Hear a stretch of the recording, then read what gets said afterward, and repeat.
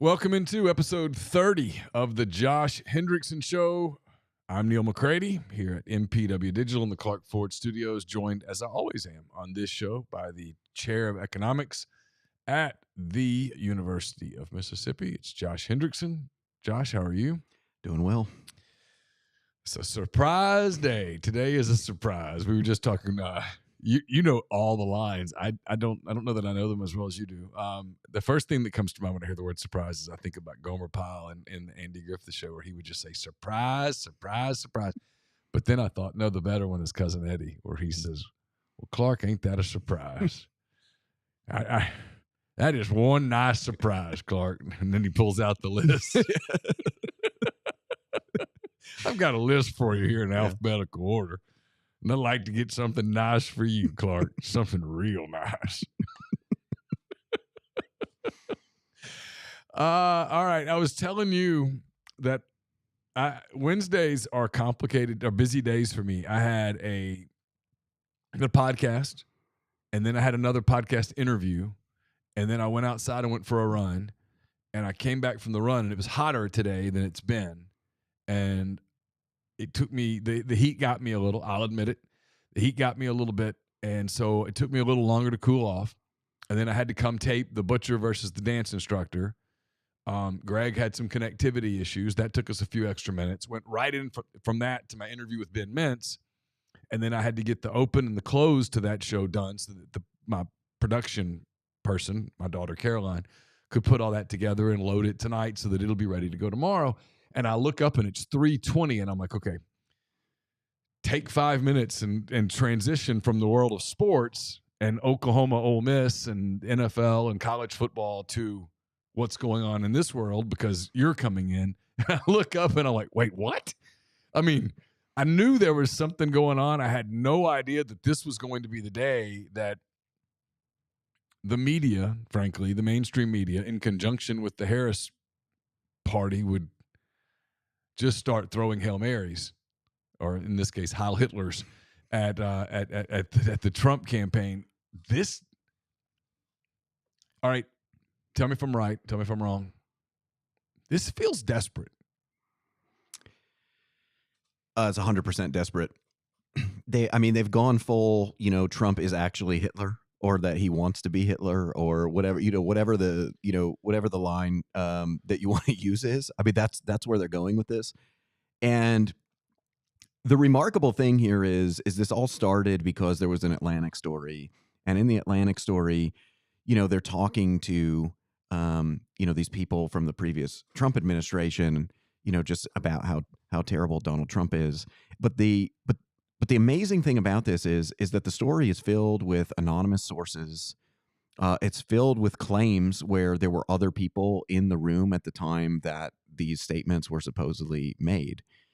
And if this was real journalism, what you would do is you would go to other people who were supposedly in the room and you would say, did this happen? Did he say this? It appears that they did some of that. And didn't hear what they wanted to hear and just said, screw it. No, well, what they did is like there were a few people who were in the room who issued long definitive statements saying this never happened. He never said this. And then they just printed like, oh, so-and-so denied that this occurred or something, like after, like, so it's like this big long description of events. And then it's like, oh, so-and-so denied this occurred. Right. Even though like their statement was actually, very strong, like I can state unequivocally that this did not happen or that this wasn't said or whatever. And but they run with it anyway. Look, this is, the Atlantic. The Atlantic is owned by Steve Jobs' wife, who's best known for being married to Steve Jobs, and she's second best known for funding horrible, horrible people. And then it's run by Jeffrey Goldberg, who this is just his beat. Is he sort of runs a story on Trump like this, like 2 weeks before every election featuring Donald Trump. I don't know what this is. The reason I don't understand this is that I guess this is their October surprise, right? That they have all of these quotes from people from the administration and, saying, the the terrible things that he allegedly said or whatever. But none of this stuff is actually new. Like, they've been peddling this stuff for a long time, and it's been challenged by other people who were in the room for a long time. So they're not actually even bringing out new information. They're just repeating. It's like they're playing the greatest hits of their attacks on Trump. Like, they're just like, hey, remember all these stories that we had about him before? We're going to rerun them. Like, let's do it again. Let's play the hits. Here's the problem with this story, right? And you and I talked about this yesterday about something different. I won't go into detail because it was a private conversation I had with a friend, and I don't want to out that person in any shape, form, or fashion because it wouldn't be fair. But Donald Trump has been the president of the United States before. He served a 4-year term. He literally served a 4-year term from noon on January the 20th, 2017, until noon on January the 20th on 2021. He went in and he went out peacefully. He didn't do these things. So, I mean, to think that Trump would be like, okay, well, I'm going to put the military together to defend me and not the country. I'm going to do all of these dictatorial things but I'm going to wait until my second term, 4 years removed from my first term. I mean, that's illogical. If the man were going to be Hitler, the moment that he had power, and he had absolutely had the power, effective 12/01 on January the 20th, 2021, or I'm sorry, 17, he would have begun to exert the power in that fashion, and he didn't. He didn't do those things. And so this wild campaign that the Harris people have launched about Trump, and it feels like, I always use football analogies because I'm stupid. It feels like this is a team that's down several scores, and it's like, hey, look, hurry up, no huddle, let's take shots. Let's take shots, right? We're going to have to onside kick this thing. We're going to have to take some shots. We don't have time to engineer a drive. And then I watch the other side, and the Trump side seems to be, hey, let's run off tackle. Let's go back and huddle. Let's run the play clock down a little. Let's keep this thing in between the lines. Pretty safe. We might run a little play action pass here and there, but they're not really even doing anything downfield. They're not really taking any chances, it seems to me. It seems to me that they're kind of running base defense, kind of playing not prevent, but conservatively. And then on offense, they're just trying to kind of eat clock. Hey, let's make sure we don't get the punt blocked. Let's max protect. Let's do some things that we need to do here. I know that's a stupid analogy. I get it. But it feels like that. It feels like the other team's like, hey, we're running 4 verts. We gotta create something here. We've got to get some momentum in this game because we're running out of time. Well, one of the things people have to realize about this is that, like, this is actually like a coordinated effort. Like, this is a coordinated effort between the Harris campaign and the media.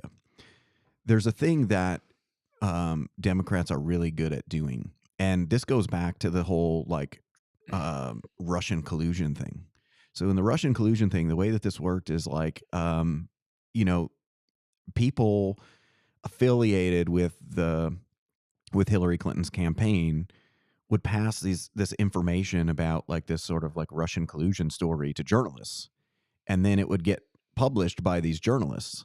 And then Hillary would come out and go like, oh, look at these stories about this Russian collusion. And then the Obama administration would go and say, hey, we need to get warrants to spy on some of these people. We think that they're working on behalf of the Russians. Well, what's your evidence? Well, there's this story in the Washington Post, right? Well, the story in the Washington Post actually came from his political opponent, right? So this is clearly what's going on here. And it's clearly what's going on because, it's all the same people. It's all the usual suspects. Like, they write the story. Then after the story is written, it leads the CBS Evening News, and then the next day it's all over Good Morning America, and then and then Harris comes out and gives a statement about this, and then they, and then all the people that they're interviewing about this, they're the same people. They're all of these, they're all of these like generals who hated Trump, or they're the like intelligence guys who said that the Hunter Biden laptop wasn't authentic, right? Like that it was Russian disinformation. Those are the people that they're trotting out to talk about. Well, yeah, look at this Trump story. Look at, like, he's literally Hitler. Like, let's like, don't you see?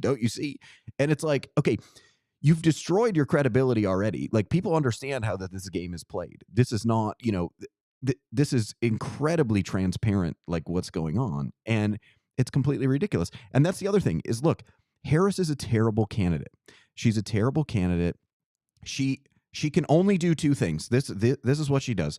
She comes on TV and she says, and every interview turns into, well, there's three things, right? It's I was raised in a middle class family. Yes, and I basically had two moms. I had my mom, and then I had this small business owner. And, I lived in a community where people cared about their lawns. And she goes into that whole thing. So that's one thing that she does. The other thing that she does is they ask her about her economic plan. And her economic plan is really interesting, because her economic plan is, what I'm doing is I'm creating what I like to call an opportunity economy. No one knows what that means. She doesn't explain what that means. Also, like, she's acting like she invented some like profound term that everybody, that she wants to take credit for. And then the third thing that she does is she does this. And when she does it, you can see it because she always lifts up her hands. She lifts up her hands like this. And she says, there is a duality to democracy. There's a duality. A duality. On the one hand, it's an amazing thing where the people,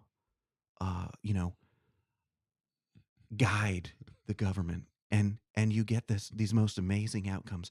But on the other hand, it's fragile, and it could break at any moment. And that's the duality of democracy. What is it? Okay, but those are her three things. And okay, and it's all platitudinal. And from that, we're supposed to, like, this is her entire campaign, is those three things. That's her entire campaign. Meanwhile, you got Trump. Trump is out there doing tons of rallies, right? He's going to McDonald's. He's having a blast, by the way. They were seething about his trip to McDonald's. And they were seething about his trip to McDonald's because it was extremely successful. Like, he went there, he looked like he was having fun, he's talking to everybody, he's laughing with everybody. And then, like, the best they can do is they're like, the people going through the drive-thru, like, they had to go through the Secret Service. These are not real customers. And it's like, well, of course they had to go through Secret Service. First of all, at least two people have tried to shoot this man, right? Like, we can't just let random people pull through the drive-thru. Of course it was, quote, scripted and staged. They're all scripted and staged, but it's the way that it looks, right? I mean, all of these things, you've got to put, the people have to go through security. I mean, at her rallies, at his rallies, at any kind of like when they closed the convenience store so that she and Walls could do the Doritos thing. I mean, of course it was scripted, but it's the way that it looks and feels to people. But let's go back to the story. And we have some questions in the stream already for you that I want to get to. One's about tariffs. But it's not just that the story ran today. Harris, who's not great at media, and I'm going to ask you about the Rogan thing in a minute, because I think this Rogan thing is potentially fascinating. Because Rogan, no matter what you think of Rogan, has a massive male audience. Massive. White men love Joe Rogan. Black men love Joe Rogan. Hispanic men love Joe Rogan. Because the MMA stuff, everybody loves Rogan. I mean, everybody loves Rogan. Gets all these MMA previews and stuff, and then he gets comedians on, and he gets Elon on, and he talks for 3 hours, and he gets all these different people on, and he just talks. If you've never listened to Rogan, it's not a scripted, formulaic podcast. He got Adam Sandler on, and it was kind of boring to me, but I've heard other people say they really enjoyed it. But they just talked about the comedy world for like an hour and a half. And I was like, I don't care. Let's talk about the movies. But the point is that's not kind of what Rogan does. Rogan, and he's not going to grill anybody. He's not going to grill Trump. He's not going to grill Harris. He's not grilling people. He's talking to them. He's not looking for gotcha moments, but he's very curious, and he'll stop you and ask you to go into more detail about what you're talking about. We'll get to that in a second. This is Harris today. She said, let's see, talking about the story, Harris says he does not want a military that is loyal to the United States Constitution. He wants a military that is loyal to him. She said the comments in that story in the New York Times and the Atlantic, quote, represented a window into who Donald Trump really is from the people who know him best. Of course, Trump's campaign has said that Kelly promoted debunked stories, said in a statement after Harris's remarks that the vice president, quote, is increasingly desperate because she is flailing and her campaign is in shambles. That is why she continued to peddle outright lies and falsehoods that are easily disproven. White House Press Secretary Karine Jean-Pierre asked if President Biden agreed with Kelly's determination that Trump was a fascist, said, quote, yes, end quote.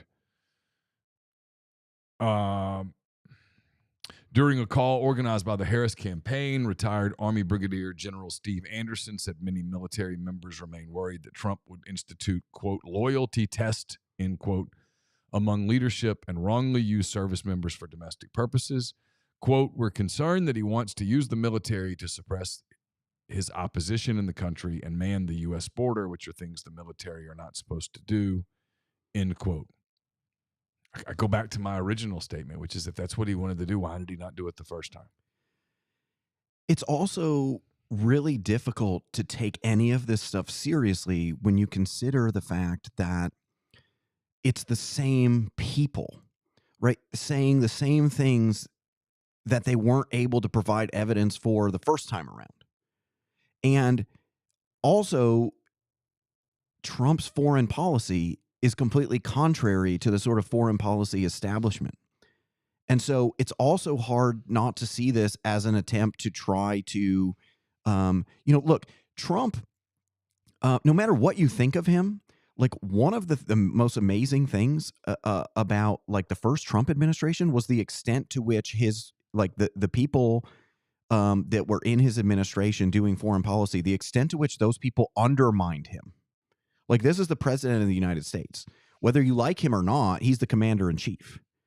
And so the extent to which, arguably what the president has the most control over is foreign policy. And the extent to which he was undermined by his own, like, foreign policy advisors, including some of the people in the military, is amazing. But it also points to this fundamental problem that we have, is that on foreign policy, he wants a dramatically different foreign policy. He doesn't want to be involved in all of these conflicts, these foreign conflicts. And,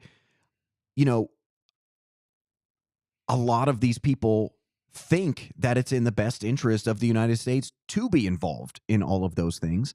And so they basically have two ways of dealing with this, either trying to get Trump on board and explain to him that actually he should be in favor of this, or to just undermine him so that they can kind of prevent these things from happening. Because if they can just kind of, there's a thing that happens in D.C., especially when Republicans get elected, because the bureaucracy is entirely, not entirely, but the overwhelmingly made up of left-leaning people. And there's a thing that happens in every Republican administration where the bureaucracy just slow walks stuff. They just take their time doing things that Republican presidents want to do. And they take their time because they don't want to do it. They don't want to do it, and they kind of feel like, well, we can just wait them out. They've only got 4 years, but I'm here for the next 20. And so, I'll just take my time. I just won't send that email. Today's Monday. I won't send it until Friday. And I won't send those papers over to whoever I'm supposed to send them to, right? They just slow walk everything.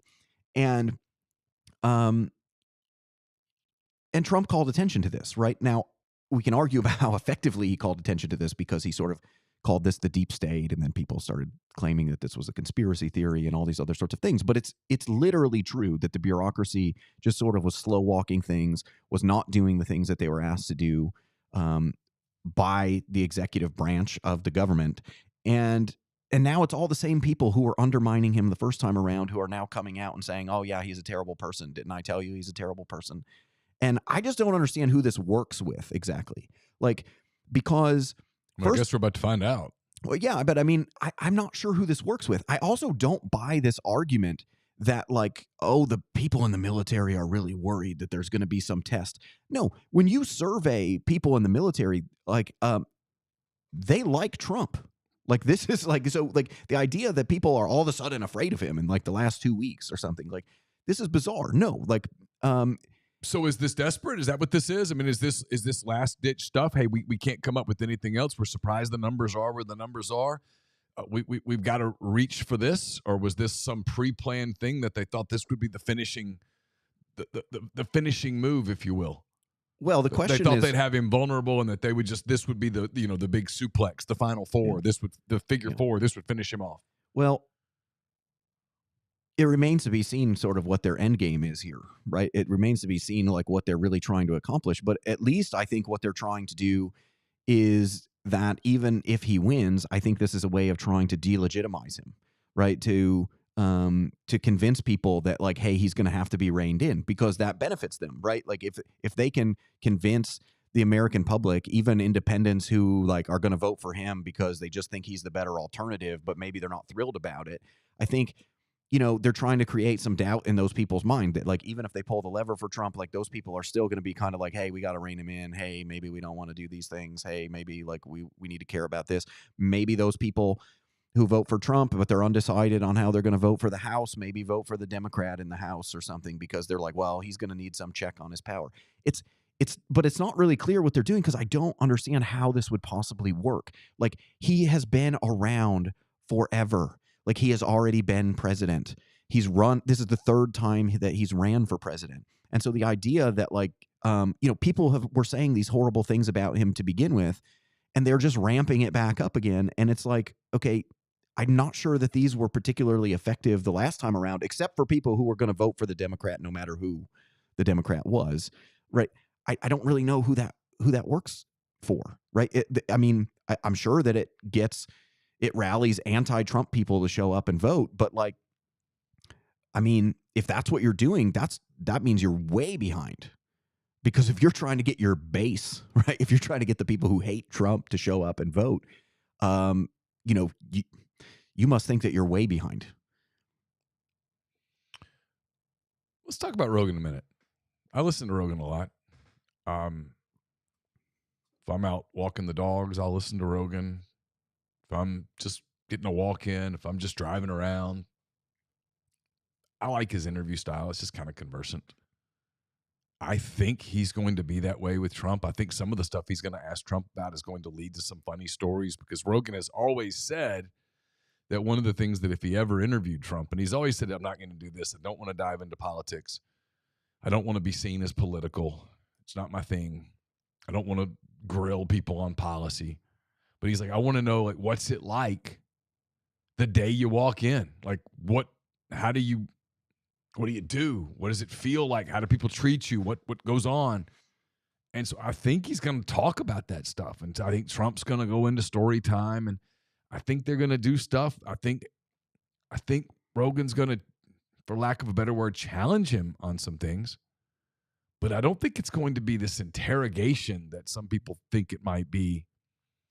What you'll see instead is probably something that Trump's pretty good at. I've watched him do some of these other podcasts with, like, Andrew Schultz and others, where it's just kind of guys hanging out, talking.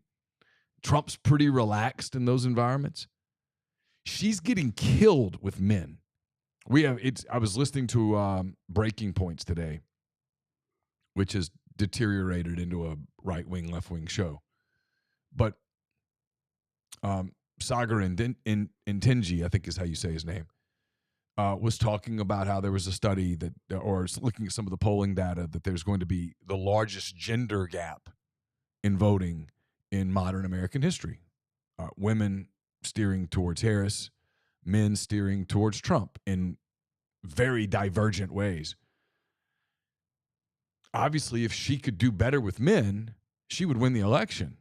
Does she dare jump on Rogan here in the last week and a half in response to Trump doing it? Or is that too big of a risk for her? I mean, I think that I don't know. So on the one hand, I think that she's making a huge mistake by not doing it. Like, because there was the rumor that she was going to do it, and then that kind of faded after she did some like terrible interviews. But I've never understood this, because if you listen to Rogan when he has people like that on, like, I think he would bend over backwards to be nice to her. Like, I think that he would just bend over backwards to just try to be as nice as possible, try to give her as much of the benefit of the doubt. And the fact that she still won't do it suggests to me that, like, they're just like, we can't have her in front of an open mic for that long of a period of time. And I think part of the problem is that she's completely inauthentic, right? Like, she gives these canned lines about her background. She gives these canned lines about like her personal story. And Rogan is the kind of guy who's just going to let you come on there and like just talk about whatever you want to talk about and talk about your life. And he's just going to ask you questions like, what kind of music did you like growing up or something? And then like see where that goes. Right. And she seems incapable of answering those questions. And so maybe that's why they don't want her to do it, because they're just kind of like, well, like she's not good at this. But that's really bad, right? Like this is the thing that's sort of frustrating to me, is that I keep hearing people say like, oh, she's just like a really bad candidate. And it's like, but we're picking the president of the United States. And the things that make her a bad candidate are things that would also make her a bad president, right? Like, I don't want somebody who can't just talk off the cuff in an interview setting for like 30 minutes, an hour and a half. I don't want somebody who can't just do that. I don't want somebody who has to be scripted all the time. Like that's a really bad thing. Like, what happens when there's a critical decision that needs to be made? Because those things won't be scripted. No. Those things, that's the part of the Harris dynamic. There's two things that are really interesting to me that have happened over the last couple of weeks. One is that she keeps getting asked about Biden's fitness. And she continues to say Joe Biden is perfectly fit. To which the natural question is, well, then why is he not on the ticket? It's proven in American history it's very difficult to beat an incumbent president. If Joe Biden is fit to be president, why did you participate in what was essentially a coup to eliminate him from the ticket? And make no mistake, you absolutely listen. If anybody out there believes that she truly was hanging out with the nieces, making waffles or pancakes and some bacon, and got a phone call at the vice presidential residence on a Sunday morning from Joe Biden saying, "Hey, I've decided to pull out of this thing." If you believe that, I don't know what to tell you. I literally don't know what to tell you. That is ludicrous. And for her 12 hours later to basically have it locked down, she did a lot of groundwork before that to get it done. And listen, that's political survival. I don't have a problem with it. But the point is you can't then turn around and say he's fit to lead. Well, then why is he not leading? He's fit to be the candidate, but he's not? Why? He's never come out publicly and said, "Hey, I just got tired. I'm old. I didn't want to do this anymore. I'm too old to do this." He didn't say that. He hasn't said that. They can't even get him to say that because it's not true. He didn't want to pull out of the race. The truth is, he was telling the truth in the summer when he said, "I intend to be the candidate. I intend to go the distance. I intend to win and serve another term." Think what you want to think of President Biden. I believe that's the truth. I believe that was his true intention. I think that was the true intention of the people around him, his wife, his close friends, his family. I think they intended to run in November to beat Donald Trump a second time and to serve another 4 years in the White House. That's my opinion. There's 0% chance that he made this decision on his own. And we know that because there's actually been like, good political reporters have actually like dug into this. So we actually know that he was sort of forced to do this. Like it's it's an open secret that sort of Nancy Pelosi kind of went to him and said, you gotta drop out. You gotta move aside. The other thing is, though, is like, it's remarkable how terrible she is at this answer, because what you could say, like, I don't even care what the truth is. What you could say as a presidential candidate is you could just say something to the effect of, I know that Joe Biden has had some public moments that have been cause for concern for people. But, I spend a lot more time with him, and, in the time that I spent with him, the good moments like far exceeded the bad moments. And I think that, like, you're just seeing, sort of like the worst examples of what happens to people when they get older. But, overall, he was still doing well, and he decided that it was time to step aside and blah, blah, blah. Right. Like, you can give an answer like that, but she just says, like, she's still doing the Joe Biden this is the best Joe Biden we've ever seen. Like, she's still doing that routine, where it's just like, no, Joe Biden's amazing. Yes. And he's amazing. And, like, what would you possibly mean? And that's the other thing, is it makes her look ridiculous, because the reason that they were able to get away with that is precisely for the reason that I just talked about, where he, yes, you see these public events where he's just seems completely incoherent and doesn't know where he is. But you could claim, even falsely, right, that behind the scenes, like, he's not like that. That maybe just as he's gotten older and being in front of people, and, like, he just has a few more gaffes or whatever. But the thing is like, we all saw the debate. The debate made it very, very clear that was not an aberration, right? And but she can't even do the good lie. Like, she does the bad lie. Like, she does the, like, oh, this, Joe Biden's amazing. This is the best he's ever been. But then, like, yeah, it's like, well, why did he drop out? If he's so great, like, why did he drop out? Because everybody knows that he didn't drop. Everybody knows that he didn't drop out on his own. Yeah, it was a coup. Yeah, and so, like, as someone says a soft coup. I mean, it wasn't a military coup. It was a. But here's the second part of that point is that there has to be a realization among the media, among voters, this is a serious thing. In a world where she's elected on January the 20th at noon, she assumes power. And you have to begin to govern. And she's yet to talk policy. That's my it's not about right, left. It's on January the 20th, 2025, in a world where she is elected, everything can't continue to be about Trump. No, you have to govern at a time that the world is chaotic. There are conflicts. I know she said there aren't, but there are. There are conflicts. You have an ongoing border crisis. She told The Guardian today that she's for amnesty for the current illegal aliens in the U.S. How do we pay for that? She's, in fairness to the media, she was asked that question. She refused to answer it. She has no answer for how do you pay for it. She's yet to talk about exactly what her policy would be as it pertains to Israel. She really won't kind of go there. She was asked a very direct question about Benjamin Netanyahu and completely avoided it. She does not talk policy. She talks about an opportunity economy. And when she is asked, and in fairness to the media, and I don't say this often because I hate media. I hate my field. Despise us all. I tell people all the time, you don't hate us enough. You think you hate us enough, and you really don't. And I'm going to get into a story as to why I believe that to be, I really believe that to be true. I think the media have committed a cardinal sin over the last 10 years. But she was asked, what does that mean? Can you be more specific? Can you be less platitudinal? And the answer is no, I can't. I'm not answering that. And it's either because she doesn't know the answer, because she has no freaking idea, or, and I think this is even more dangerous, she does know the answer and she's going to hide it. Because this is a person who was, as a senator, she was elected senator. She served a senatorial term. She was she voted further to the left than Bernie Sanders.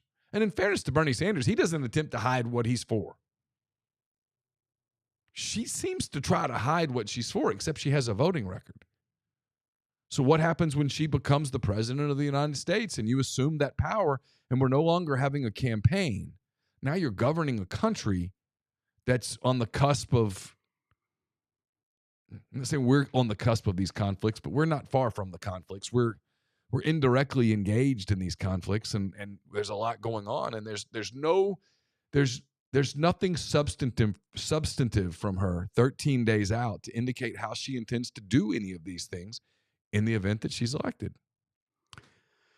Well, I think this is represented in like the nature of the campaign that they've run, right? Like their messaging has been completely incoherent. So sometimes the message is joy, right? Like joy and opportunity. Or, you know, since she talks in triplicate, it's always hopes and dreams and aspirations, right? Like everything you have to say the same thing basically in 3 different ways. And so she has that element where it's like, oh, this is the optimistic, like I'm the candidate of the future. Like I'm the younger person. I'm a different generation. Like I'm going to bring something new to the table. Like there's that aspect, but like that aspect doesn't really seem to work in part because, you know, it's part of this campaign of like, you know, I wasn't in charge, but thank God that I was, right? Like that's part of that campaign. And that's why it doesn't work. It's a contradiction, right? Like she wants to claim that she's new, but she's also been part of the administration. And so like, how do you own the successes and not own the failures? But then on the other hand, then there's just this element where it's just kind of like, actually, we don't need to run a campaign at all. We just need to talk about how terrible Donald Trump is, and then people will vote for us. But I think that their problem is like they're kind of they seem to be just like going back and forth between these messages. And they seem to be going back and forth between these messages because neither one seems to be working. Like they try the message and it doesn't seem to be working, so they pivot to the other strategy, and then that doesn't seem to be working, and they try to like pivot back to the other message. But at a certain point, like, yeah, the messaging is bad, but the candidate is bad. Like she's a horrible candidate. Like this is like historical levels of bad in terms of her candidacy. And I agree with that completely. If she, in a world where she wins, it is shocking that a person could run this poor of a campaign and win. Well, and I think that they are, and I think that they are desperate. If you look at the polls and you look at the trends in the polls, everything is moving in Trump's favor. Like whether you look at the polls, whether you look at the betting markets, like Trump is up over 60% in betting markets. What do you say to the people who say the betting markets are being basically cooked by a handful of wealthy people that are putting down huge amounts of money on Trump, and that's moving the line in the same way that, like, let's take the Ole Miss Oklahoma line, okay? Ole Miss is favored by 20 points as of this moment. Let's say that suddenly tens of millions of dollars came in on the Oklahoma plus 20 side of the line. The line would go down from 20, I mean, rather rapidly, right? It would drop to Oklahoma plus 14.5, Oklahoma plus 17, right? The line would drop. On the flip side, if tens of millions of dollars came in on Ole Miss minus 20, suddenly that line would jump a little to Ole Miss minus 21.5, Ole Miss minus 22. They would try to even that out because the goal is to get an even amount of money on both sides of the line. They don't really care who wins the Ole Miss Oklahoma game, or what they care about is getting an equal amount of action on both sides of the number. Well, the final line is hard to beat, right? And so why is the final line hard to beat? Well, it's hard to beat because, okay, if everybody starts betting on Oklahoma and the line starts coming down, well, then all the people who think that Ole Miss is the better team and that Ole Miss is going to blow them out, like they might have looked at a 20-point line and said, oh, I can't. I can't give 20 points. Right. But then the line falls to 14 and they go, oh, no, they're going to beat them by more than 2 touchdowns. And then they put their money in. But then what happens is then the line starts to go back up again, right? So the funny thing to me about this argument is that if you think the line is wrong, there's a very easy thing for you to do. If you think that this line is wrong and it's being manipulated, put money on it. Put your money on Harris. So why isn't there smart money moving on to Harris in these betting markets? If the line is getting out of whack, if this is just motivated by like, if this is just some rich guy putting in $1 million on Trump or something like that, and that's moving the market, well, why aren't people then buying the Harris contracts? Like, why aren't people going and saying, well, this is being manipulated, I'm going to buy Harris? The other thing is that that argument, like, you could argue that, like, hey, there's just not enough activity in the market, and so like there's that's what's creating the discrepancy. The problem is that all these betting markets also have like individual state races, and so when you start looking at it, what you're seeing is that the big line, the headline line, like who wins the presidency, actually seems to reflect changes in the betting lines for each individual swing state. So as the swing states move, that betting line is going up. And so, saying, oh, hey, like some rich guy put $1 million down on Trump to win, and that's what's driving the result. Well, the thing is then that creates arbitrage opportunities, right? It creates arbitrage opportunities because if this isn't based on actual information, this is just based on somebody trying to make a big bet and manipulate the market, then you can actually go to the individual states and you can start betting those individual states, and you can start betting in the big contract, and you can make a profit from this. It also begs the question is like, okay, yeah, maybe you have a lot of money and you put a lot of money on Trump, but like, what are you doing? You're trying to manipulate the market. Why? Like, how many voters are going to look at the betting markets and go, oh, well, it's Trump 60%. I don't, no point in going and voting for Harris. Like, I don't think there are a lot of voters who are making their decision about like who to vote for based on that. I guess the argument that people would make is that they are in a world where they're attempting to manipulate the market, or what they're trying to do is manipulate public opinion to make it seem like it's a fait accompli that Trump will win, to discourage the other side, make people say, well, you know what, I'm going to be busy that day. It doesn't matter. My vote's not going to matter.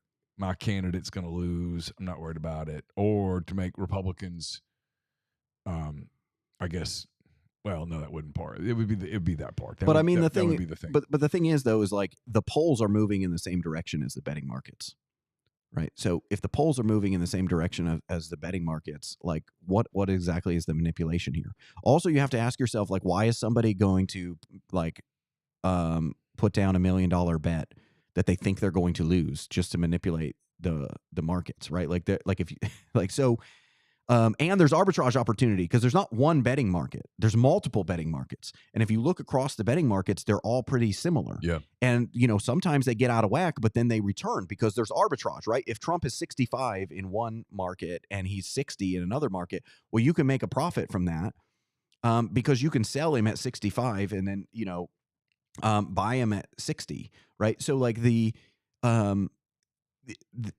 idea that somehow these are being manipulated, like if they are, then you should be putting massive amounts of money into the market because it's free money. Like you're right and they're wrong. But if you look at the polls and you look at these betting markets, like the polls are moving in Trump's direction. The betting markets are moving in Trump's direction, and these coincide with each other.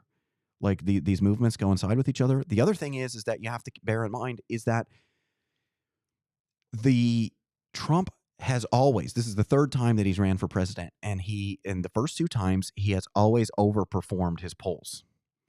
Now, it's possible that they got it right this time. Like maybe the reason that polling is better this time around for him is because they fixed whatever bias that they had in their polls that was causing him to overperform. But if you believe that overperformance is still there, then actually you're going to have to start revising your expectations of like, is Trump going to win, to how big is Trump going to win? Because if he overperforms his polls, we're not even going to, who cares? Philadelphia can count for 10 days. It won't matter. They can run up the score as much as they want, and it doesn't matter. All right, let's get into that. Yep.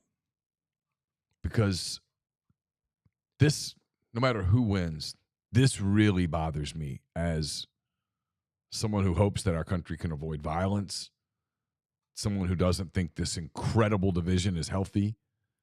Why is it that in Maricopa County in Arizona, in certain counties in Pennsylvania, I believe this is being said in Georgia, hey, it might take 10 days to count the votes. Why? I told you this the other day. What I thought when I heard that, as I drove through rural Arkansas into rural Mississippi to get home. So we can count our votes in Mississippi in one day? I mean, no offense to Mississippi. I love it. I've lived here a long time.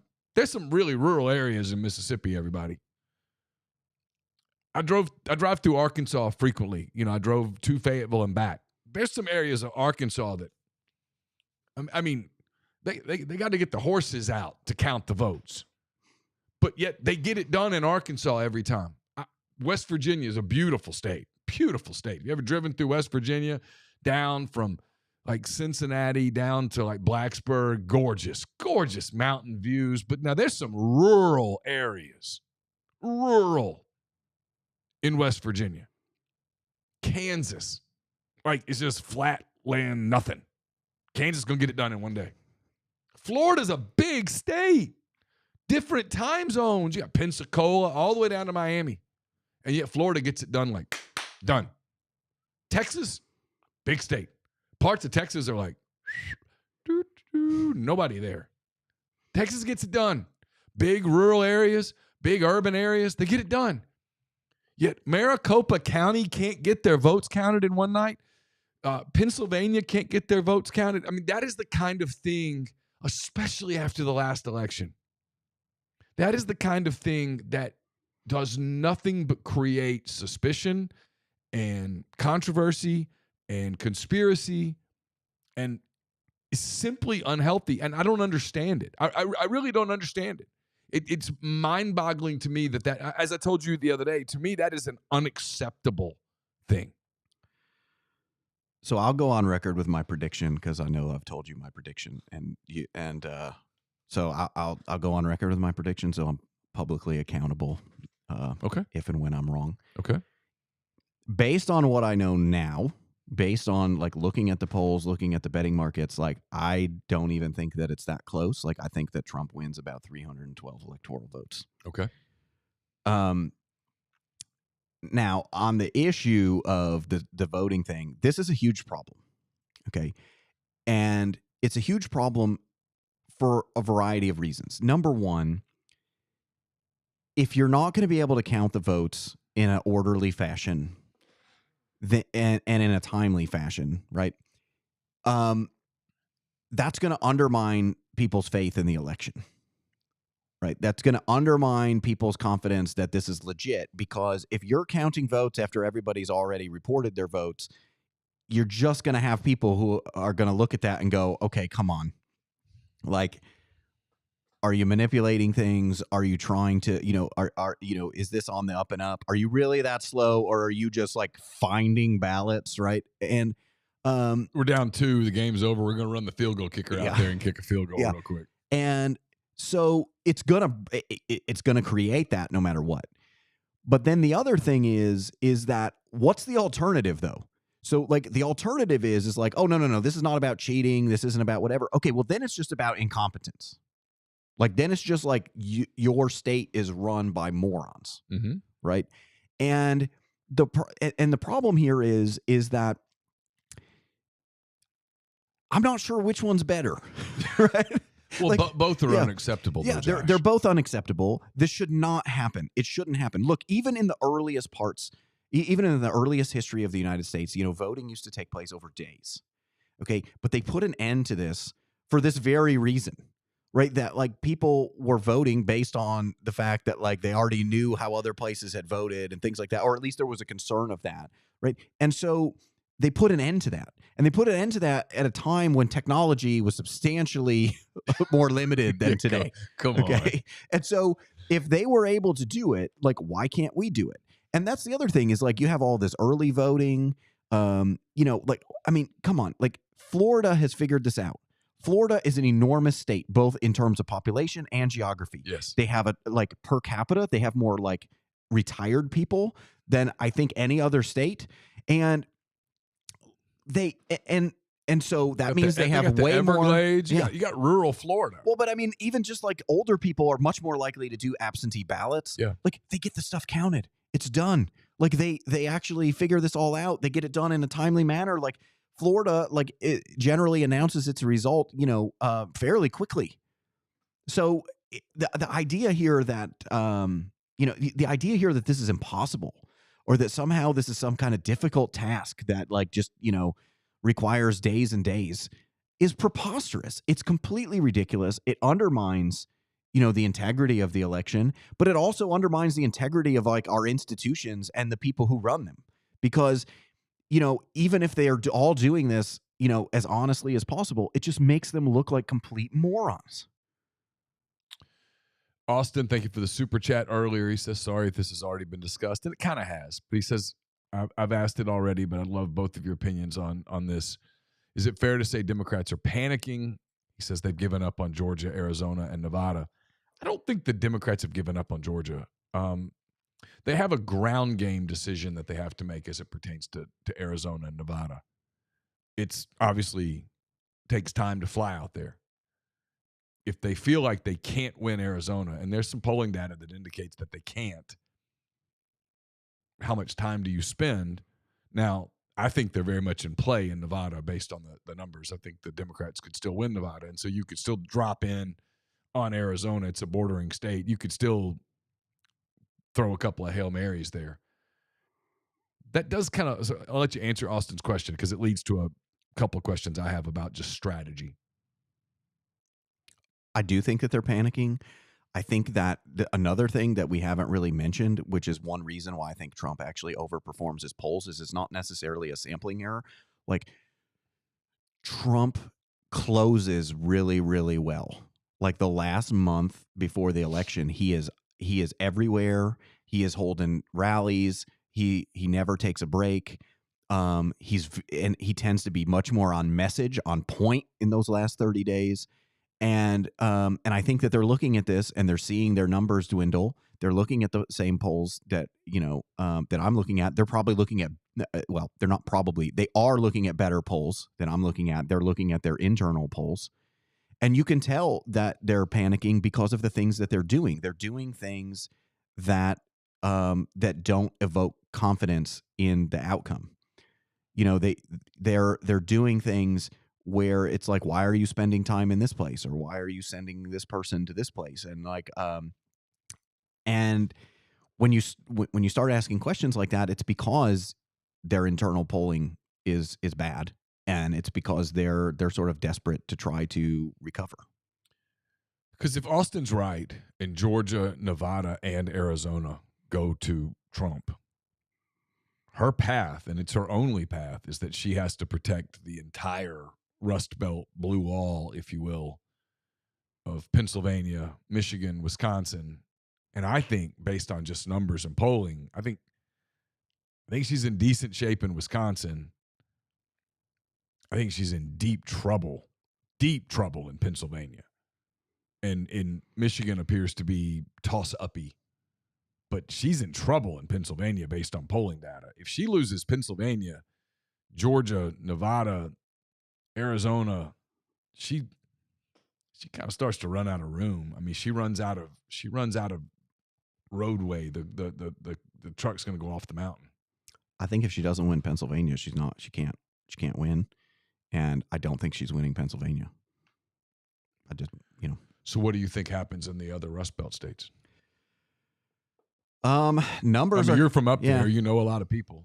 Look, Michigan is very Democratic in Metro Detroit, and basically Michigan for Republicans is always a turnout game. It's basically, can you get the rest of the state to show up enough that they can offset the votes in Metro Detroit? I mean, that's really what it is. But I actually think that for a candidate like Trump actually tends to be like more popular in Metro Detroit than a typical Republican. And so that might be his that might be his slight advantage. The other thing is that I don't know how much to trust this because these aren't very reliable polls, but like black men seem to be moving towards Trump. Like, not in like, he's not going to win black men, right? But like Republicans get like no black men who vote for them, right? They're in the single digits. Um, I Harris's support um is lower than a typical Democrat among black men. So if they vote for Trump or they stay home, that also that also helps Trump win that state. There's a large Arab American population in Michigan, and they are very, very frustrated with Harris. And I think that they look at Trump and they see Trump as being, I don't think that they have. I don't think that they think that Trump is not pro-Israel. I think they recognize that Trump is kind of pro-Israel, but they have this general sense that Trump is sufficiently anti-war that maybe he could end the conflict, or that he would have more success doing that. I mean, there are some influential like Arab American mayors in Metro Detroit who have kind of come out and either endorsed Trump or refused to endorse Harris, and I think that that's actually like a significant story, because she starts losing those voters, like those for the last, since like the Bush administration, like those have been reliable Democratic voters. She's flat insulted black men repeatedly in this race. I mean, insulted them. I mean, to the point of, wow. I mean, wow. I can't imagine a white candidate saying that. I mean, I can't. I mean, I don't even know what she's thinking. Well, it is bizarre. And I mean, Obama comes out and kind of doubles down on it. And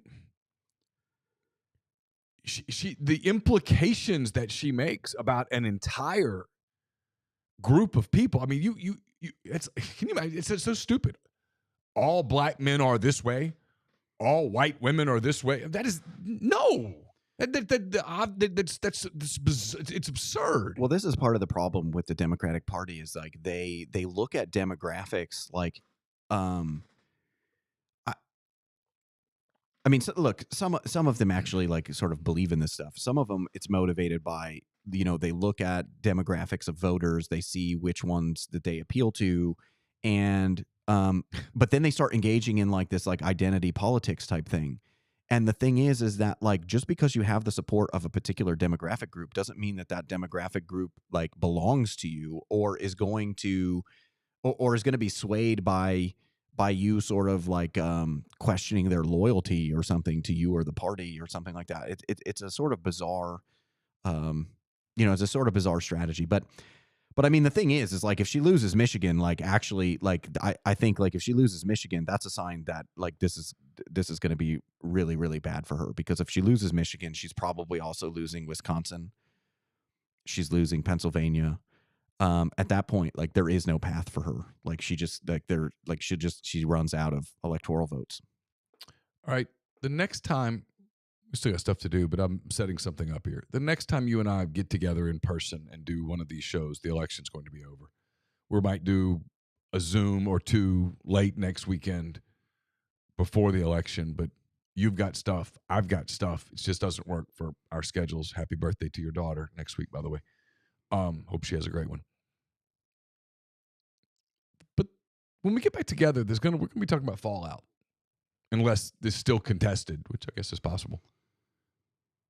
I was listening. I went up to Kyo Dad's weekend. Speaking of daughters, I went up to spend my daughter's final Kyo Dad's weekend with her last weekend in Fayetteville.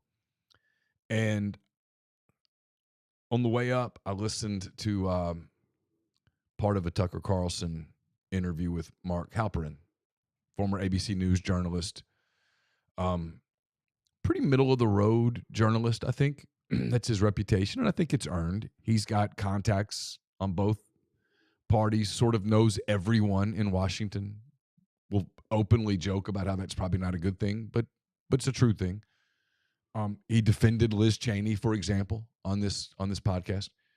And one of the things he was asked by Carlson was, what would the result be in our country if Trump won? And Halperin's answer was, and I quote, I think it will be the cause of the greatest mental health crisis in the history of the country. He said that liberals and Democrats would question, quote, their connection to the nation and suffer, quote, trauma in the workplace. As I listened to that, I was like, what? Which is basically what Carlson said. He said, are you being serious? Halperin confirmed that he was being 100% serious and then went into a bigger answer. He said, I think there will be alcoholism, broken marriages. Yeah, they think he's the worst person to be possible to be president. I think there will be workplace fights at kids' birthdays parties. I think there will be some protests that will turn violent. I hope they don't, but I think there will be some. Carlson then asked the obvious follow-up question, which is, okay, what if Harris wins? He says, I think the negative impact of her winning on the psychology of the losers will not be as great, but I don't think it'll be nothing. I think there will be all sorts of things. Lawfare, replacing Biden with her after Trump had spent millions trying to beat Biden, the media putting its full body on the scale. He added that it will probably be up to Trump's attitude and Democrats' willingness to be transparent how his MAGA base react to a hypothetical Harris victory. If all that happens and Kamala Harris decides to be gracious in the transition, in her inaugural address, and in her legislative agenda, I think we could be in a decent place, Halperin said. Thoughts? I think he's right. I think on the right, look, the people who are most vocally supportive of Donald Trump, they already think that this country they already feel separated from the country. They already feel like they're not represented. They already feel like they don't get a say in how things go. I think one of the things people completely misunderstand about like this whole immigration thing is it's always framed in terms of the immigrants, but it's like we live in a representative democracy, right? So, and the thing that people are complaining about is all of a sudden there's 10,000 migrants in their town. They didn't vote for that. They didn't ask for it. They didn't consent to it. And and I think that's a huge part of it, is that it's not just about whether or not these people should be here or whether or not these people are creating constraints on the community.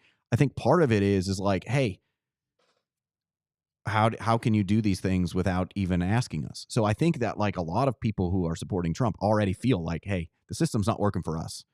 These people don't care about us. They, whatever. So I don't think it's going to cause them so I don't think they're going to have this sort of, crazy reaction, because I think they're already there. I think they're already like, hey, that's why they support Donald Trump, because they're just like, this is the only guy that I think is actually going to work on my behalf. On the other side, though, these people who are vocally anti-Trump, they genuinely believe that this is like the most evil man on the planet. They believe that like he is just horrible. Everything about him is bad. He's embarrassing. He, he does terrible things. Like Trump derangement syndrome is a real thing. There are people like Donald Trump has broken people already. Like they're incapable of having like of critical thinking or of like objective thinking because they hate him. They hate him so much. And so the thing is that if he wins again, see, I don't think that those people think he can win. Like, I think they look at the polls and they go, how are the polls close? That's what they do. They look at it and go, how is this close? And if he wins, I don't think they're going to be able to deal with it. I don't think that they're going to be able to understand how he could possibly win, because they don't understand his voters. They don't understand why people are voting for him. But they also don't try. They don't try to understand these people. Like, and you saw this, part of this was a very deliberate effort. When he won in 2016, there were a bunch of people who were saying, this was unexpected. How do we explain this? How do we understand these voters? Right? And the immediate response from the left was to just denigrate these people, was to just say, well, they're terrible people, or they're racist, or they're bigots, or they don't like immigrants, and they're, et cetera, et cetera. and they just dismissed it. Which is asinine, because Yes. if you think about that, right? Not to interrupt you, just to add to it. If you trust the numbers from the last election, 75 million people voted for Donald Trump. It's the second highest. Again, if you trust the numbers from the last election, it's the second highest voting total in American history. He got more votes than Obama. He's got less votes than Biden. But 75 million people are all just racist?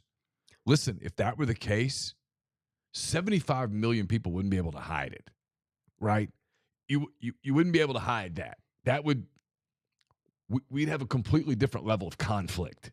I mean, I'm being logical, right? If 75 million people were bigoted racist, you'd have a real problem.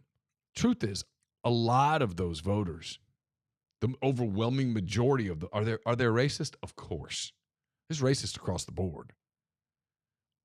But your overwhelming majority of people are just voting on for their best interest. But I agree with you, by the way. When I heard Halperin say it, as I thought about it, I thought about something you said, which was you talked about that, and I thought to myself, what happens if Trump loses? And so I asked a few people over the weekend who I know are Trump supporters, like, what's your reaction? And I did it casually, kind of, what's your reaction if she wins? And to a person, male and female, it was, you know what? I'm just going to kind of check out. I'm going to kind of give up. What do you mean give up? On the country. I'm going to focus on me, my family. I'm going to save my money. I'm going to stop doing things. I'm going to kind of just pull back. I'm going to tighten my circle, enjoy my family. Don't know that I'll feel the same sense of patriotism that I felt in the past. Don't know that I'll really commit to some of that stuff anymore. Might just kind of start doing my own thing. I thought that was interesting. And that's a big step towards a bad thing. When one person was like, I don't even know that I do 4th of July anymore. I just kind of skip it. I was like, really? He was like, yeah, I mean, if that's what America votes for, I don't share those values. No, I think that there's a massive number of people in the United States who feel like they're not represented by anybody. And I think it's actually fascinating to watch Donald Trump, because if you just describe the man, right? He's a billionaire, New Yorker, real estate guy. And but you look at where his support comes from, that's not where it's coming from, right? It's just coming from your everyday American, and they identify with him. And the thing is that sort of cracks me up is that the left don't actually seem interested in figuring out why. Or maybe they know why and they just realize hey, we're going in this direction, so it doesn't matter. It's that. But the thing is that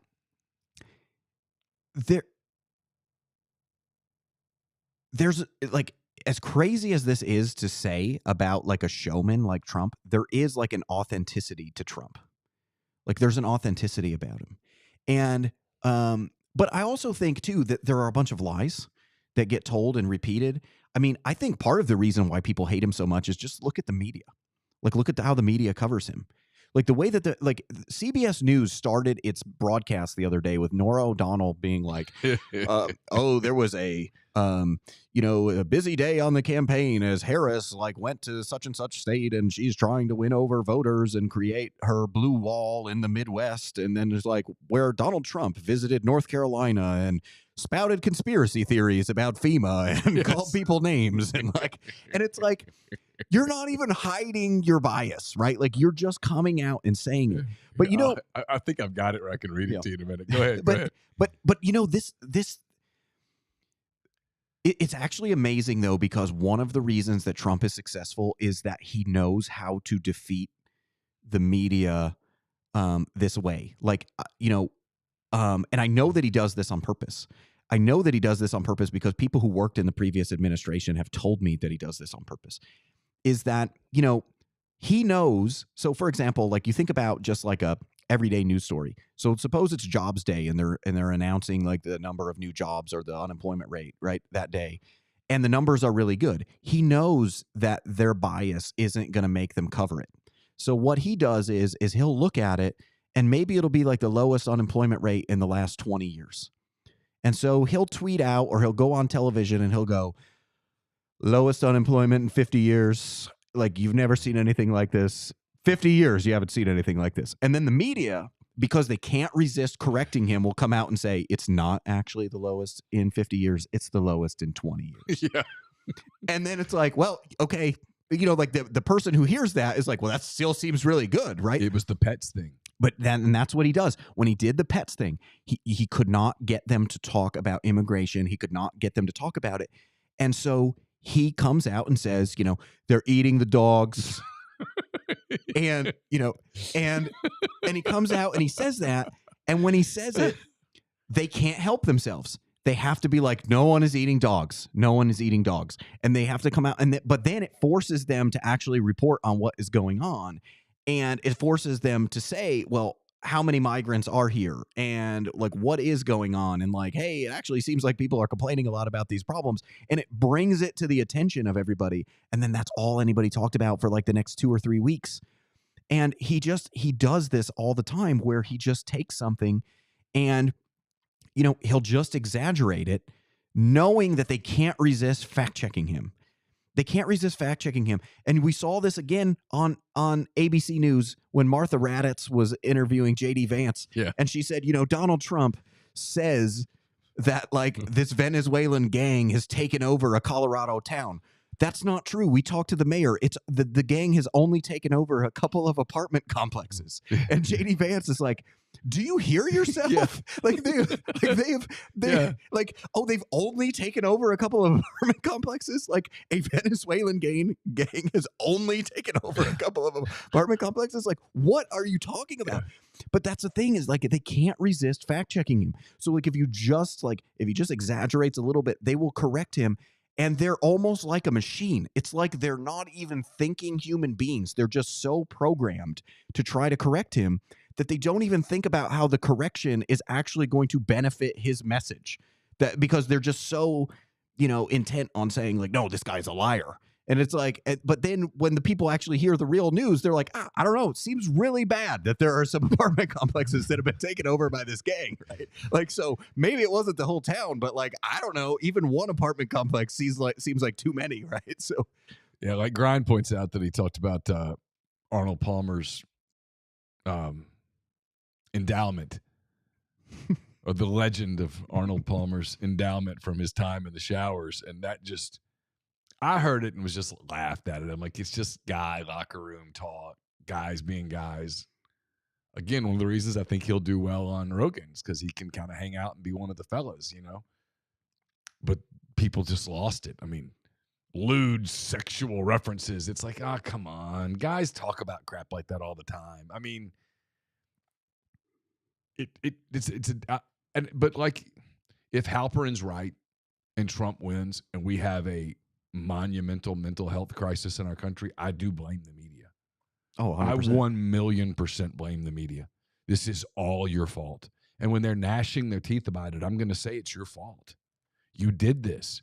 You did the Steele dossier thing. Even when it was proven to be bullshit, you wouldn't report that it was bullshit. You did the Russia thing with the 51 people on the Hunter Biden laptop. By the way, the interview with Miranda Devine, who wrote the story for the New York Post, is excellent. I recommend it. It was pretty enlightening, just in general. But you never came back and went, hey, you know, in hindsight, turns out that that laptop was real. Oh, and by the way, we probably should hold these 51 people accountable. Well, they're doing it again, though. Like and those same people, yeah, exactly. Well, they're doing it again, and this is the thing that actually makes it worse. Is the part that makes it worse is it's one thing for the Atlantic to just run some crap story with anonymous sources and people denying that it happened. It's one thing for them to do that. It's another thing for every single major news outlet to then pick up that story and report it as though it's true, despite the fact that they know that there are so many people on record denying that these things ever happened. It wasn't their reporting. They have no, they have no actual reason to believe that it's true because of, like, it's not like they have their own sources. It's not like they have these people who know, for certain that this happened. They didn't report on the story. They're just taking somebody else's story and they're reporting on the report. And they're doing so without having any knowledge. And despite the fact that there are people who are in the room that said, nope, this never happened, and they're still running with it and pretending like those people didn't say anything. The Hunter Biden laptop story is a story that, even though it's 4 years old, is still remarkably underreported. Yeah. It is stunningly underreported. I mean, I'm talking journalistically here. It is stunningly underreported because the FBI went to Twitter, went to Facebook, went to these big companies and said, hey, because they knew it was coming. Yep. Because the reason they knew is because they had a tap on Rudy Giuliani's phone. They knew this story was coming. So they went to social media outlets, these big companies, and lied to them. And they told them, hey, there's evidence that there's something coming that will have all the hallmarks of a Russian election interference act. And so all of these people are on edge. They're watching for it. Not all of these people were ill-meaning people, by the way. They don't work in intelligence. They work in tech. They don't know what has the hallmarks of Russian intelligence. They work in computer coding. So they're looking for it. The story pops that morning in the New York Post. And it is immediately, they're told, there it is. And so they pull it. Hell, initially, I think they thought they were doing something patriotic. Mm-hmm. I don't think Mark Zuckerberg was like, hey, God, that's gonna kill Biden. Get it down. No, he thought it was Russian. He thought the story was illegitimate. Why? Because the FBI, who knew it wasn't illegitimate, because the FBI had literally been subpoenaing that laptop. The FBI. It was internal election interference. The FBI was involved in election interference. It's the most underreported story in recent American history. Because if that story runs and people read it and they realize, oh, this is who Joe Biden is, that election's over. It's done. Whether you think it should be done, whether you like Trump, hate Trump, it's been proven his numbers would have gone down. And Biden won that election by the most narrow of margins in swing states. If you just take 1% here and there from him in those swing states, not only does he loses an electoral landslide. That's how close the election was. It was by a fiber. And now they're going to do it again. And some of the same people are going to say, oh, yes, this was, we know that Trump made. There's no proof, as opposed to 4 years ago where there was absolutely proof. Miranda Devine and the people of the New York Post, that story, they had that story locked down. That story was dead on. They had it nailed. Well, and look, if Trump does win big, this is why. Because I think that swing voters in particular, they don't like when people don't seem to be playing by the rules.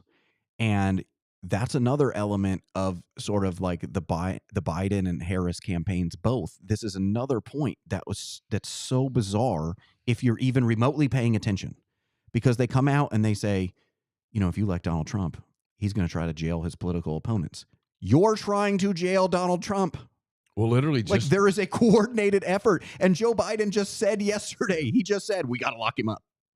And then he waits a few seconds and goes, politically. Yeah. You don't politically lock somebody up, by the way. What does that even mean? No one has ever used that. What does that even mean? Yeah. No, you want to lock him up. Yeah. Well, and not only that, people, they're counting on people not seeing the clip. On the clip, Biden literally, he prepares people that he's about to say something controversial. Because before he says we got to lock him up, he said, look, what I'm about to say, if I would have said this 4 years ago, you would have called me crazy. But we got to lock him up. Okay, You didn't mean politically lock him up. You don't prepare people for an analogy. Well, no, you don't I mean, prepare people for a metaphor. Well, the plan of the last year and a half was to get him locked up by now. Yeah. They didn't want him campaigning today in Nevada and Arizona. They wanted him in jail. They wanted him in Rikers or somewhere with Secret Service having to protect him, keeping him silent, because they felt like, I think they felt all along that if they just indicted, that he would withdraw. Yeah. He would say, all right, you know what? I got all the money I need. I'm going to go play golf. I'm going to go hang out with my grandkids. I'm going to go chill. I'm going to travel. I'm going to make a bunch more money. Maybe I'll do another TV show. I was president. You can't ever take that away from me. Peace. And maybe at that point, they all just let it go away, right? Because the cases are pretty flimsy. I don't know. I don't know where it goes. I mean, I'm fascinated. Like, in a world where Harris wins, do they continue the prosecution of Trump? Do they try to lock him up? Or do they go, okay, well, we won. We can move on now. Screw it. Because he's already said, hey, he's not gonna run it. He's not gonna go through this again 4 years from now. This is it. This is his. And I think you sort of see that energy from him on the campaign trail. Hey, I'll never have to do this again. This is I'm gonna do this. I'm gonna have fun. I think the campaigns energize him. I think the closing time energizes him. He closed incredibly well in 16. He closed incredibly well in 20, and he probably will close incredibly well over the next 13 days. All right, someone asked earlier in the thread, and they've pushed it again. Tariffs. There's been a lot of talk about what happens with tariffs. Trump has talked about wholesale, widespread tariffs. Other people have said, well, he's just saying that he's going to have more targeted tariffs if he's elected.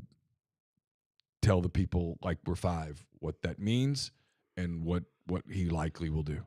So I think the tariff thing is way more complicated than it gets presented in the news. So if you're just taking like introductory economics and you learn about tariffs, what you're going to learn is that like tariffs really just raise the prices of the things that you're buying from overseas. So a tariff is just a tax on an import. And so generally, it just raises the price of the thing that you're importing. And so the cost is borne like pretty much entirely by the consumer, where like, you know, consumers who continue to import this, like they're paying higher prices for it. And even if they're not importing it now, they might be buying it in the United States from a domestic producer, but that domestic producer maybe wasn't able to compete with the foreign producer until there was a tariff. And so either way, consumers are paying higher prices.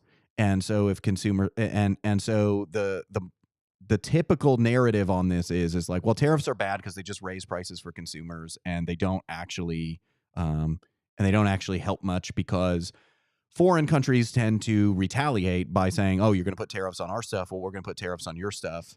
And so any benefits that you get by getting more commerce in the United States is offset by like the less exports that you're doing to the country that levies the tariffs on you. I think it's more complicated than that for the United States. And I think the reason it's more complicated than that for the United States has to do with the fact that the dollar is the global reserve currency of the world. And so if you think about what happens, like how do people get dollars? They have to acquire dollars in some way. Okay, so there has to be a net outflow of dollars to the rest of the world. This is why we run persistent like trade surpluses. Like because the dollars just never come back. Right? We send them dollars, they send us goods, right? But a lot of those dollars don't come back, right? They might send some of those dollars back to buy some of our stuff, but on net, the dollars flow out. But the issue is that if there aren't enough dollars flowing out, then the only way to get dollars is you got to go use your own domestic currency or assets to go buy, to get dollars. Right? You got to sell your currency for dollars so that you have more dollars. Well, what does that tend to do? It tends to push up the value of the dollar. Well, it pushes up the value of the dollar if the United States, there has to be something that resolves this problem. So how this gets resolved is if the value of the dollar goes up, things that are produced in foreign countries become relatively cheaper because your dollar goes farther abroad than it does at home. And so when you have a stronger dollar, you tend to import more. But those dollars have to continue to flow overseas. And so if this goes uncorrected, like over long periods of time, then what happens is that people see that, oh, it's cheaper abroad. And so they start actually moving production abroad. And as they move production abroad, things that people used to buy in the United States, they're now buying from maybe the same company, but that company is now operating in Vietnam or China or something. Okay. And then what happens is more dollars start flowing out. And as more dollars start flowing out, then, the dollar kind of weakens a little bit and it kind of returns back towards its kind of equilibrium. But now you've lost that production, right? That production's not coming back. Because it went there and now the flow of dollars that it created kind of returned the market to equilibrium. There's no incentive to come back. Well, if this happens over years and years and years and the dollar continues to be kind of artificially strong, then you start outsourcing a lot of your production elsewhere because it's cheaper to produce elsewhere. Your dollar goes farther. Consumers can buy a lot more if it's produced in Vietnam than in North Carolina. And so one of the things that Trump is trying to do, and it's not clear to me that it will necessarily work, but it's at least some of his advisors seem to recognize the problem, is that like the standard textbook account of tariffs doesn't take into account this sort of weird dollar-based global economic system that sort of artificially inflates the value of the dollar. And so the idea is that by having tariffs on these foreign goods, you're going to offset like the incentive to send those things elsewhere. And then you can maybe bring those, you can bring some of that manufacturing back to the United States. You can bring some of that production back into the United States because you make it more expensive abroad, and you're sort of using a tariff to kind of offset the strength of the dollar, right? So the strength of the dollar makes things cheaper, the tariff makes it more expensive, so then that offsets. That's really what they're trying to do. Now, I don't know for sure if it will work, but that's at least what they're trying to do. But I don't hear anybody actually talk about that at all. Like, I don't hear anybody actually engage in this debate. Typically what happens is they just find an economist to come on and say like, hey, tariffs are bad and we shouldn't do them because they just raise prices for consumers and they don't raise much revenue and it's kind of a waste of time. I think that's a really lazy argument. I think you at least want to try to understand what the Trump administration is trying to do. That's what they're trying to do. Whether or not it will work, I'm not sure. But I also think that they use tariffs as sort of political tools more than economic tools. Like, they like to make the economic case for tariffs, but sometimes I think that they're actually threatening people with tariffs to extract political outcomes abroad. So they threaten a country, hey, we're going to put tariffs on your goods. And the country, is upset about it. And they say, well, maybe we won't put the tariffs on if you do X. And then the country goes, all right, we'll just do X, right? And so sometimes I think that these are made as political threats. We're going to impose an economic cost on you. Even if it imposes some cost on our own people, we're going to impose this cost on you because it's going to be costlier for you than for us. And so you can either do what we want you to do or, we'll impose this cost on you. I think they do a lot of that as well. And I think that's also something that doesn't really get talked about because people tend to focus on the economics, and that's partly economics, but it's partly politics. All right, so you've made your prediction, 312. Who wins? What happens with the House and the Senate? We'll probably do these. We'll do a Zoom sometime late next week, and I'll give you one last chance to amend your prediction. But here today on October the 23rd at 5:16 p.m. Central Daylight Time, what happens? The Senate favors Republicans, so I think the Republicans will win the Senate. The question is the House. The House has been about 50-50 when you start looking at the polling, start looking at the betting markets. It's about 50-50. But although the Republicans have slightly pulled ahead in recent days, at least in the betting markets, but it's a very small lead. So I would say there's a very good chance that we have a split House, like a single election could swing it one way or the other. I think it's that kind of close. But I think the Republicans win the Senate. Okay. You think Trump gets 312? I think Trump gets 312. That's my prediction. So I'm either going to look like a genius or I'm going to look like a complete moron. That's what. Well, so I pulled up Real Clear Politics. And again, they just take everything and just throw it into a big soup, and it either turns out good or it turns out pretty sour. But pretty much everybody brings ingredients to the party, and they just throw it in the soup, throw in some water or some chicken broth and go, let's see what happens.